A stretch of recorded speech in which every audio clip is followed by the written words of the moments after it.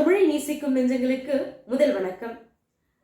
அண்ணாவிற்காக ஒரு வீடியோ போடுடா, கஷ்டம் மட்டுமே வாழ்க்கையாக இருக்கு என்று கேட்ட அண்ணாவிற்காக இன்றைய பதிவு. வாழ்க்கையில் கஷ்டங்கள் இருக்கலாம், ஆனால் கஷ்டம் மட்டுமே வாழ்க்கையாக இருந்து விடக்கூடாது. இன்று பலருடைய வாழ்க்கையில் கஷ்டம் மட்டும்தான் வாழ்க்கையாக இருக்கிறது. கஷ்டமே இல்லாத ஒருவரை காண முடியுமா என்று கேட்டால் முடியாது. இன்று சிகரத்தை தொட்ட ஒவ்வொருவரும் என்றோ ஒரு முறை சிரமம் என்ற படிகளை கடந்துதான் வந்திருக்கிறார்கள். சிரமத்தை கடந்துதான் சிகரத்தை தொட முடியும் என்பதை நமக்கு கற்றுக் கொடுத்திருக்கிறார்கள். அப்படி இருக்கும் பொழுது துன்பத்திலேயே துவண்ட ஒருவன் கடவுளை சென்று கேட்கின்றார், கடவுளே, என்னை மட்டும் ஏன் இப்படி சோதிக்கிறாய் என்று.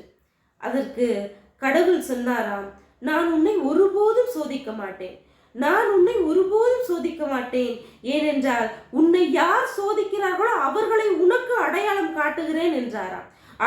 கடவுள் ஒருபோதும் நம்மை சோதிப்பது கிடையாது, நம்மை யார் சோதிக்கிறார்கள் என்பதை நமக்கு அடையாளம் காட்டுகிறார். கஷ்டம் என்கின்ற ஒவ்வொரு பக்கத்திற்கு பிறகும் யாரோ ஒருவருடைய முகத்திரை கிழிந்து கிடக்கிறது.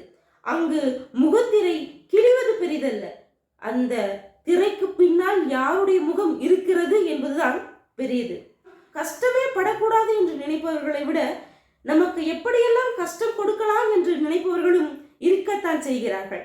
அவர்களுக்கெல்லாம் நாம் கொடுக்கக்கூடிய மிகச்சிறந்த பதிலடி சிறிய புன்னகை.